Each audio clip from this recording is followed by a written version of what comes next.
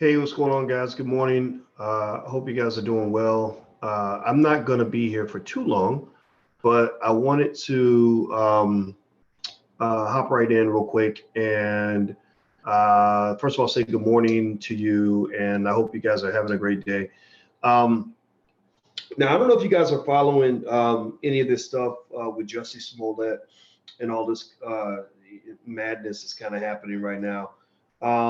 In case you haven't noticed, Jussie Smollett, he's the guy that's in the middle of this crazy controversy with in which he faked his own attack to pin it and to give the impression that it's that it was racist and homophobic and all that good stuff. And we know Jussie lied, right? We know that that was kind of the verdict. But what you may not know is that just this morning, Jussie he turned himself into the police. So he's officially in police custody. He is going to face trial or some sort of prosecution for a class four. I think it's class four felony misdemeanor, filing a false police report, which can actually give him 3 years in prison. And I've been following this closely, mainly because it has huge implications, in terms of the political environment and what we've been, talking about recently with. Thank you very much. With the liberal establishment sort of, wanting to paint and attack and vilify everybody who doesn't agree with what they say, and in the spreading of just bad information, false information, mislabeling, attacking people no matter what. It all fits into that. It all fits into this narrative. This is not just about, gossiping about what happens with somebody's court case. This is what they called McCarthyism back in the day. Back in the day, there was what they called the McCarthyist era. And during the McCarthyist era, everybody was a communist. Everybody was labeled a communist. And if your neighbor didn't like you, they could just call you a communist. And next thing you know, you're under investigation and they're doing hearings on you to determine if you're a real American or not. And, and you might possibly get locked up or lose everything you have, lose your whole career, which is similar to kind of the Me Too movement, where anybody just makes an accusation and they assume that it's true.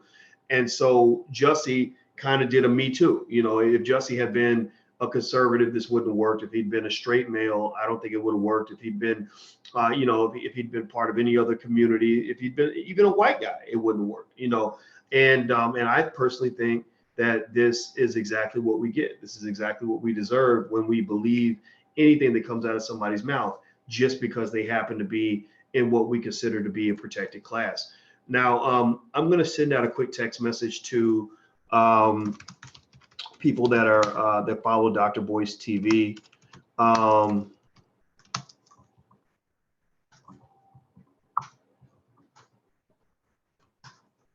If you want to get a text notification when we go live, just text my name, text Boyce, the word Boyce, type Boyce in your phone, and then text it to the number 31996. Just text Boyce to 31996, and you can get a text notification when we go live on Dr. Boyce TV.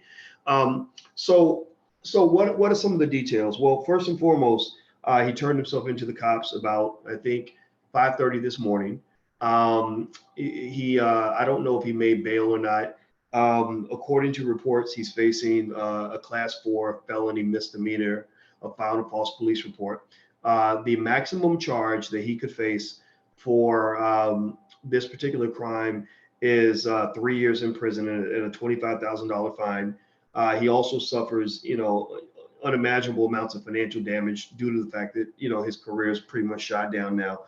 He may be able to come back and do something else. I'm sure, people believe in second chances, and he's an actor, so I'm sure he can come back with some lie or some story, or maybe he's got some mental illness, or he can claim some mental illness for, whatever it is that led him to do this. Another thing that they're not talking about, though, one thing that they have not mentioned is that he could also be facing mail fraud charges. Mail fraud, mail wire fraud, all that crap. That's very, very serious. The mail fraud charges would stem, and again, I'm not a lawyer here. I just talk to lawyers, and I work with lawyers, because when you know, when you get kind of famous, like you have legal stuff you got to work through.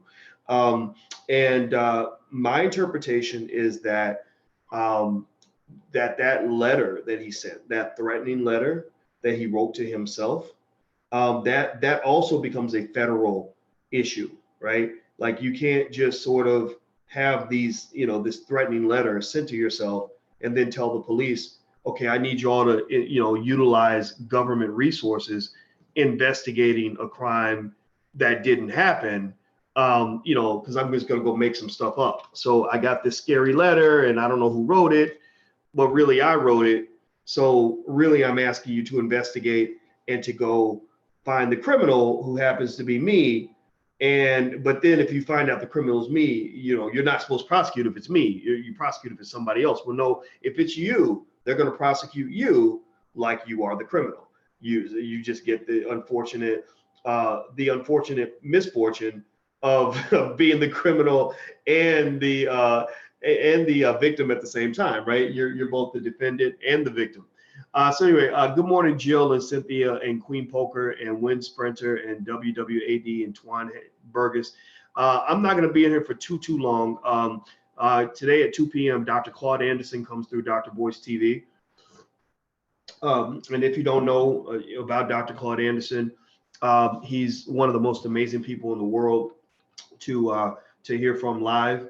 So if you want to hear from arguably the most insightful Black intellectual of our era, the man that everybody will remember and commemorate when he's gone, come on back to drboycetv.com at 2 p.m. That's when Dr. Claude Anderson and I go live. If you want to get a text notification when we go live, just text my name, type Boyce, B-O-Y-C-E, into your phone and text it to 31996, and I will send you a text when Dr. Anderson and I go live. He sent me a document. He said, Boyce, we really got to talk about this today.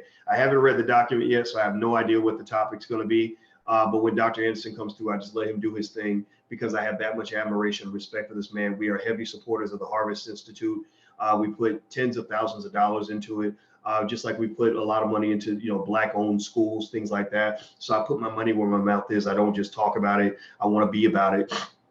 And so Dr. Anderson is one of those people that I believe in to that level. So I hope that you'll hear him out and believe in him too. I also hope that you'll believe me when I tell you that if I were raising a Black child in America today, right now, the first books I would have them read are books like Powernomics, Black Labor, White Wealth. These are books written by Dr. Claude Anderson. To hell with all the nonsense. To hell with all the nonsense, you know, that they have them reading in public school. That all that stuff is wrong, all that stuff is a lie. They're going to teach them, you know, Christopher Columbus and the Easter Bunny and all that. You need to learn Blackness. That's what your kids need to learn. So, and we have to break out of that system. So anyway, that's it. Someone says, Dr. Anderson, or Dr. Boyce, have you ever heard of read dating? I have no idea what read dating is. Is that where you go on a date and you read books? If that's what it is, then that's a great idea. if the person you're dating doesn't like to read books, then you need to date somebody else. Let's see here. Jussie didn't orchestrate this on his own. What about Jussie's manager?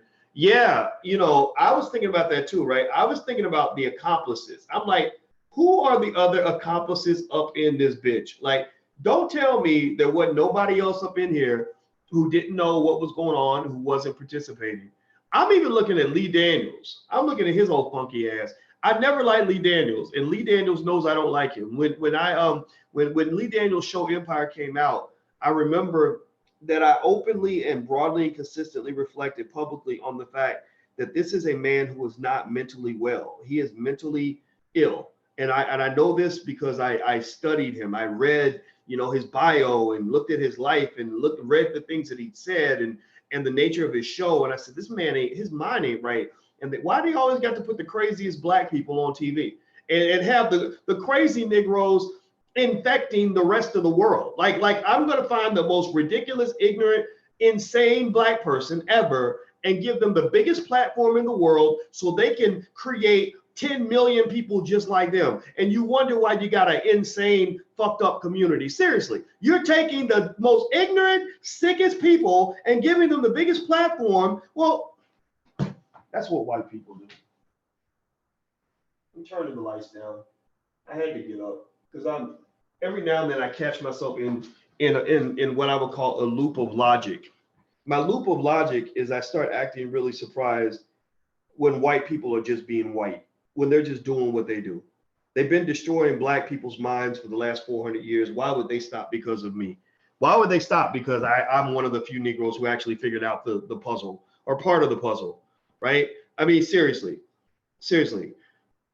So Lee Daniels, I mean, when I say he's crazy, I'm not joking. I mean, this man is a man who said that he used to go around having as much unprotected sex as possible because he was hoping that someone would give him AIDS. Did you know? Go look that up. He said he was having as much unprotected sex as possible so that hopefully someone would give him AIDS. And I'm like, no, that's not how it works, bro. You end up giving AIDS to other people. Like that's crazy. You know that. And then and then he says, well, my kids have read Anne Frank 3 times, but they never read Roots. Like so you're bragging about this, bro? Like you think that that's a badge of honor, like that your children, would never read a black book, but they don't read Jewish books all over the place. So if you want to know why Lee Daniels is successful, it's because he had in Hollywood, to be successful, if you're connected to these 3 groups, you're going to do well. White, gay, and Jewish. And Lee Daniels hit the trifecta. He had a boyfriend that was white, gay, and Jewish, and this guy adopted his crack addicted sister's children, and the children called this guy Uncle blah blah blah. And so they literally in their little minds, they thought they were Jews, right? And so there's more to it. I'm not going to go into all of that, but or if you watch a movie like Precious, like if you watch Precious, only a mentally ill person could even conceive of just how the movie Precious went. Like this horribly depressing it was kind of insane. So when I spoke on Lee Daniels, I remember it must have upset somebody, because next thing I know, Don Lemon, I guess, who's Lee Daniels' buddy, he goes on the Tom Joyner Morning Show to refute everything that I said and to say that I am the crazy one and I'm the stupid one and I'm the blah blah blah and I'm the homophobe. And I'm like, no, you're a blackophobe, dude. Like you hate what y'all doing is destroying your whole damn community, and you don't even care. You feel like it's okay because white people are giving you money. But I mean, black people have been paid to promote white genocide, since white genocide was even a concept. Excuse me, black genocide. You don't know what I'm talking about. Genocide by white folks against black people.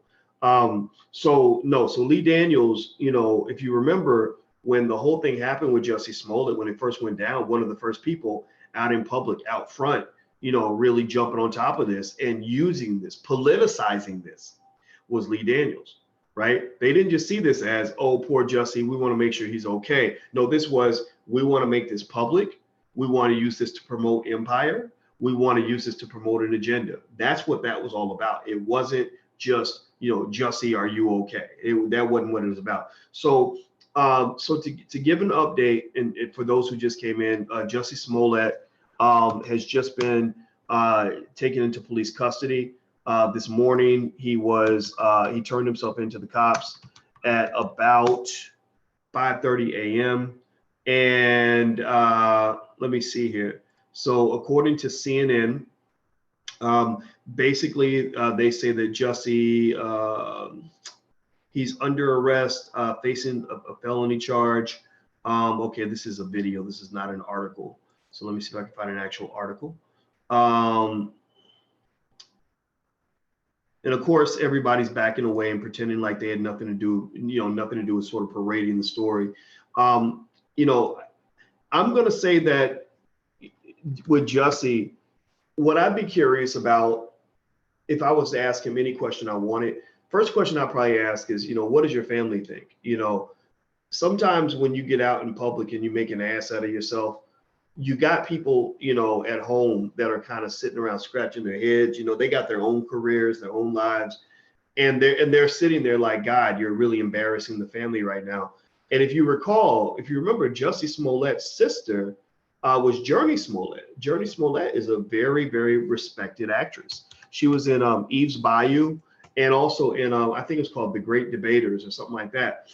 And she, she has not said a word, about any of this. I think Jussie's family did come out and say, something about media, like deflecting the blame toward the media for all of this, which I don't really get that. I imagine that's just their way of trying not to have to do the obvious, which is to accept the fact that your relative is a crazy liar. But yeah, so I'm really curious about how the family feels about this. I think that this also is a very telling story in the sense of just how far people will go to try to preserve their careers. There are lots of people, in Hollywood, lots of Black people in Hollywood who may appear to be doing extremely well, but when you really dig down, you see that they're very, very desperate. They're hustling for every nickel.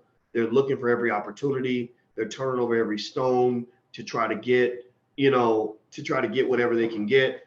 And I'm talking about people that you think are really doing well, who will literally let you believe that they've got millions of dollars in the bank account when maybe they've got $80. In fact, somebody made a joke. I had somebody that hated my guts and they were trying to, I guess, to expose me. Everybody always wants to expose you. And I'm like, well, I'll expose myself if you need me to, sure. But everybody wants to expose you. And this person said, Dr. Boyce ain't got no money. He just pretended he ain't even got $100 in the bank. And I remember thinking, I really hope that people believe that's true. I really hope people believe that's true, because I don't want people to know if I have money in the bank, because when people know you have money in the bank, all they want to do is either steal it, borrow it, con you out of it, get you to hire them, get you to invest in their idea, all these things, right? People always want your money if they know that you have it. And so I don't even know why people pretend to be rich. I don't think there's any incentive for you or any benefit for you pretending to be rich other than your own self-esteem. If I were, whenever you get any real money, just play it cool and don't change your lifestyle that much, because when you do, believe me, the vultures will come. So Journey Smollett Bell, his wife, his sister, and Jussie Smollett. Let's see, she posted a Malcolm X quote. So she didn't. So I guess the siblings and the family, they're being pretty quiet about it. But they're sort of speaking through memes. So she posted a quote by Malcolm X, and I'll share the screen with you guys who are on drboycetv.com so you can actually see what she posted. So she posts this Malcolm X meme, and on the Malcolm X meme, it says, "This is the media, an irresponsible media. It will make the criminal look like he's the victim and the victim look like he's the criminal. If you aren't careful, the media will have you hating the people who are being oppressed and loving the people who are doing the oppressing." I don't know what the hell that has to do with Jussie Smollett. I don't know what the hell, where does Jussie fit into any of that quote? Because people don't think they let's see, they will have the criminal, make the criminal look like he's the victim and the victim look like he's the criminal. No, actually that would be what Jussie did. Jussie did that. Jussie is the one who, at least based on what people are seeing, he's the one that made the criminal look like the victim, and with the victim, criminal look like the victim, but the victim look like I don't know who the victim. The victim is the public. There we go. The victim is us, right? The victim is everybody who fell for this bullshit. The victim is society, because we're paying taxpayer dollars to have cops investigate phantom crimes. So we're the victims here, right? But Jussie has us looking like we're the criminals, I guess, because they think that we all caused this when he did it himself. And then, the criminal looking like the victim. Well, Jussie said, I'm the victim. But as I've mentioned 1,000 times, especially when you're talking about really sensitive issues like false rape allegations, things like that, a lot of times you don't ask questions because you don't want to blame or attack the victim. But what people don't realize is that in many of these situations, you don't even know who the victim is yet. You haven't even sorted through the facts to figure out who the actual victim is. So with Jussie getting so much of the benefit of the doubt, so many people that just wanted to believe what he said because it fits their narrative of America, that's what led them to all end up looking stupid. And I say them because there were those of you out here who didn't believe this bullshit from the jump. who didn't believe it at all. I know a lot of people in Chicago who didn't believe it. I was one of those people. I said, this seems weird. Like, this seems strange. It was negative 12 degrees that night. I couldn't go in my garage without getting hypothermia. Like, it was that cold. Like, I remember walking in the garage and I had my clothes on and I was like freezing just from being in the garage for 5 seconds. So I'm like, how are you going to be hanging out looking for a Subway footlong, in the middle of the night in this weather? Like, that doesn't even make any sense. And people just run up wearing MAGA hats, like, you nigger faggot from Empire. And it was almost like Jussie wrote a script in his mind. Like I wouldn't be surprised. You know what? I'm gonna look up Jussie Smollett's career, because I bet you, you know what I bet you? I bet you that Jussie, this is another theory. I have all kinds of theories, and I trust my theories because I trust my instincts. When you look at life and you analyze enough stuff, eventually your subconscious mind just sends you these little red alerts and you just run with it. But Jussie Smollett, I bet you that Jussie Smollett was a child actor. Somebody tell me, was Jussie a child actor? Let me know if he was a child actor. Let me see here. Look at Jussie Smollett's career from New York Times. What does the Times say? I know his sister was a child actor, right? His sister, Journey Smollett. Okay, he was. Yeah. I bet he was. And the reason that I bet that he was is because sometimes these child actors or child performers that perform at a high level at an early age, they lose touch with reality, and they grew up maybe in a world where there's a thin line between fantasy and what's real. So they grow up with these weird perceptions of life. Like somebody told me a story about Michael Jackson, actually. Michael Jackson, he wasn't a child actor, but he was the ultimate as far as child performance. He was performing when he was 5 years old. And he said that Michael Jackson was not really in touch with regular people's stuff. Like, he said that one day they went to he needed a pack of gum, and they stopped at like a Walgreens or something to get a pack of gum, and Michael like handed the dude like $100 bill to buy a pack of gum. And because in his mind, and he wasn't even thinking about it, like, oh yeah, here you go, this is for you, keep the change. It was just like he had no idea that a pack of gum doesn't cost $100. Like that just wasn't even like really in his, like, the way he processed the world.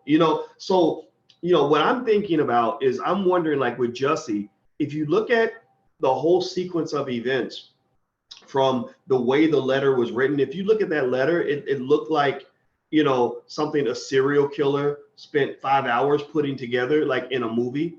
Like all the letters were cut out of a magazine and all this other stuff. Like, like apparently like they're threatening Jussie like he's the president of the United States. So there's an exaggerated sense of self-importance there, where he's really thinking that the world should believe that he's important enough because he's on Empire, that he's important enough that some card carrying member of the MAGA We Hate Negro Federation decided that they're going to take the time to send him death threats, to find out his address on his job, and take all the time to cut these letters out and put them into this file and send them to him, right? That looked like something out of a movie. It didn't seem like real life, right? Real life is like, nigga, I'm gonna whoop your ass when I see you at work today, right? Like, that's real life. Like, and that ain't even gonna usually come from a MAGA person. That's gonna come from like your boy down the street, right? All of us have been through moments like that. I know I have. I've had those moments, like I'm gonna fuck you up today, man. Like that kind of thing. That's real life. Like this whole, like, I'm gonna put together a Unabomber letter and send it to your job. That just does the two. Kamala Harris is very suspect listening to Tupac. Yeah, or actually, you mentioned Tupac. Like I think about, like, the Tupac situation is more like real life too, right? The way he got killed, right? And so then the other part of it, the way he told the story also sounded like it was out of a movie. It was just, like, aren't you that nigger faggot from Empire? And I'm wearing a MAGA hat. This is MAGA country, bitch. And so it fits into, like, okay, racist, homophobic. Oh, but I know Jussie Smollett's the most important actor in the world because I know that nigger faggot from Empire, because apparently I'm the only MAGA follower on earth who actually watches Empire. Like, I don't think too many Trump supporters even watch that show. I don't watch that damn show.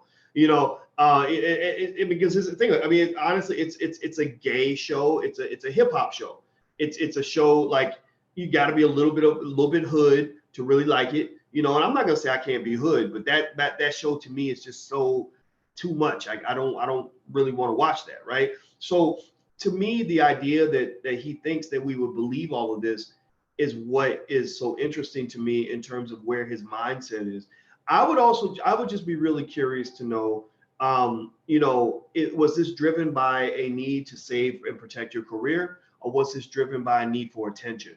I can't help but wonder if the attention part was as important as the money part. And then for him to run with it like I'm the gay Tupac and all that, it's just it just makes it more hilarious. So anyway, yes, it is disturbing, very, very disturbing. I'm gonna go. So you guys have a good day. I see some of your comments. I don't watch that show either. It's so true. Vultures coming. Let's see. I've never watched one episode of Empire. I don't even like Fox. Yeah, I don't watch it. You know what? I watched one episode one time because I had to. I was in Africa and it was on in Africa. So this is what they're doing with these shows. They're ruining the images of Black people all around the world. That's why even a lot of Africans don't want to fuck with you. That's why, like when they made the Black Panther, if you notice, the Black Panther film was done in such a way where they portrayed Africans as healthy and wholesome and African Americans as disturbed and debaucherous and evil and just psychologically disrupted, right? So am I reading the comments? I just read your comment. So when I was in Africa and Empire comes on and the people that I was visiting with happened to watch it, so I was like, oh well, let me just watch an episode of it and just see what people are talking about. And you know what? It's a well done show in the sense of the cinematography is really, really good and the music is really, really good. And so if you can catch people's attention with what they see and what they hear, we love entertainment, whatever, we love drama, then I can see why people would like that. I think, because here's the thing, Black people consume more entertainment than anybody else. And that's why entertainment is such an easy distraction for us. Also, studies show that Black people worship entertainers more than any other group of people. So when they do consumer studies on how to get money out of Black people's pockets, one of the things that they consistently write about in these studies is that they say, look, Black people love entertainers. They believe anything entertainers say. If you sell laundry detergent, put it in the hands of an entertainer and have the entertainer say, I use this laundry detergent, and people will go buy it. That's what they say about you when you're not around. And I think personally, I'm a little offended by it because it kind of describes you almost like you're these animals that can't help but to look at bright, shiny objects and chase around things that are exciting. Like literally you're just instinctively reacting to sex and violence and drama and comedy and all the things that just make you feel good in the moment, as opposed to being, intellectual, thoughtful creatures who actually have a working prefrontal cortex where you're actually able to analyze what's in front of you. Well, one thing about television that's interesting that you should research is that they actually say that consuming too much television actually reduces, it minimizes the ability of your higher brain to operate. It kills your prefrontal cortex. It kills your ability to do logic. It kills your ability to play chess. So you go through life playing checkers. And Black people consume more entertainment per capita than anybody else. So if you ever see Black people that go through life making one dumb decision after another, they go through life with the inability to delay gratification. Maybe you got 8 babies mamas in 10 states, right? Or go through life, ruining themselves over emotional decisions or outbursts or decisions that have an instant sort of reaction for them, as opposed to long-term patient things like I'm going to go to school 5 years so I can become successful. No, I'm going to sit around and hope I get a record deal, or I'm going to go sleep with this man because the dick is good, or I'm going to go kill this nigga because he stepped on my Jordans, or whatever it is, right? Or I'm going to sit and I'm going to watch entertainment every night as opposed to picking up books. If you ever wonder why there are people that live this way, that think this way, it's a lot of it is linked to the fact that since they were little, they've been consuming entertainment, which has actually melted part of their brain and reduced their IQ. So when your IQ gets reduced, what happens is you stop thinking like a human being. You stop losing your ability to play chess, and you start living like an animal, in which you spend your life playing checkers, which means you're only thinking one step ahead. You're not thinking 5 or 6 steps ahead. You're not thinking, okay, if I sleep with this woman and I get this stripper pregnant, I'm going to be paying child support for 18 years. No, you're thinking, you're being encouraged by media and everything else to think, oh, well, she looked good, she's shaking that fat ass, I'm gonna go hit this and let the chips fall where they may, right? And then next thing you know, there are all these consequences that result from poor choices that are made because you were never taught to play chess, you were only taught to play checkers, right? So there's science behind this. This isn't just me talking. This is really stuff that's actually out there. You can go verify all of this, and they love this. They love playing into this. The music that you're given, that you are taught, that you're pushed to consume, is built this way. I was watching a Cardi B video, and Cardi B, I thought it was so fascinating that all our little girls are memorizing Cardi B lyrics. And I heard one lyric where she said something about if your pussy good, you shouldn't have to maintain a broke nigga. Right? Like you shouldn't have to have a broke boyfriend if you got good pussy, and then there was more too about it. Like I forgot what else, but it was really interesting to me to just sort of say, wow, this is so fascinating that we select her as our favorite entertainer. Like we can select anybody, but we select her. Like what is it you like about her? Well, again, it links back to the culture of instant gratification. And the rapper she was rapping with, he was barely literate, about as ignorant as they come, just proud of being stupid. And that's what the image of the black man and the black woman has become around the world. Incredibly, incredibly stupid, sexually irresponsible, addicted to mass consumerism, violent and genocidal in terms of their own behavior, and that they love going to prison. And that's what they give us. They give us exactly what we tell them that we want. So anyway, that's it. I'm about to go. So don't forget, today at 2 p.m., Dr. Claude Anderson is coming through. If you want me to send you a text alert, just text the word voice to 31996. Text voice to 31996. Also, if you want a free e-copy of my book, It Takes a Village to Raise the Bar, you can go to drboycewatkins.net. That's drboycewatkins.net. Thank you guys for watching on Instagram. The Instagram is The Real Boyce Watkins. So thank you guys very much. And thank you guys on Twitter. The Twitter is Dr. Boyce Watkins 1. That's Dr. Boyce Watkins 1. So I'll see you guys later on Twitter. And thank you all on Dr. Boyce TV. It was awesome talking to you as well. I'll see you guys soon. Have a good day.